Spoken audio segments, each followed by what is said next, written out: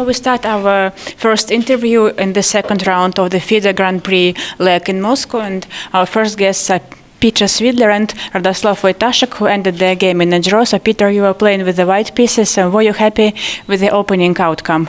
Not really, but I'm never happy with the opening outcome, so it's nothing unusual. And at least I got a playable position at one point during the opening. I mean, this is all reasonably well known, but there was a certain point where I thought the game might just finish by move 15 because I couldn't see what I'm doing in a certain position apart from repeating moves, but it didn't happen. So we got a playable position with all the pieces on the board, and at some point I thought I was getting somewhere, but in the final position it was very difficult for me to understand what my plans are, and it's a kind of a strange and difficult position to play with a headache, you know, with 30 pieces on the board and not really any kind of clear-cut plan. And I just thought I'll ask Radek what he thinks about the position, and he seemed to not like his position either. So that's something that often happens, that in a very complicated position nobody is really sure who is better and who is worse. I don't know.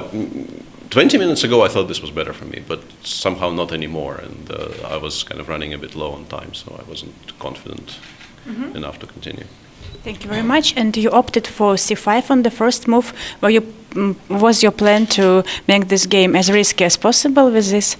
No, well, it's simply my main move, so it's not any surprise that I played c5. But after that, I think I misplayed something in my prep, and I thought that I'm worse. But and then I've done what actually you did in the first round. There are certain parallels. No, I didn't even.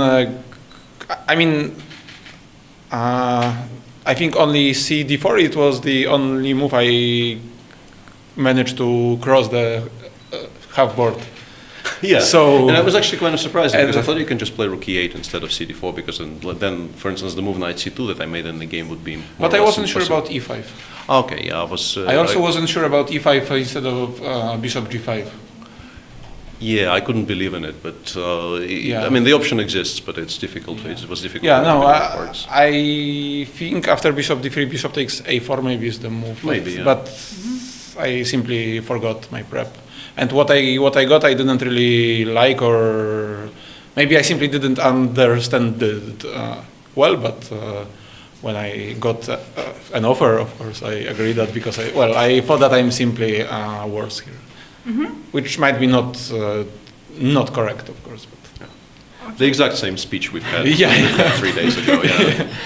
Thank you very much for this short analysis. And my question is about your free day yesterday. So what were you doing?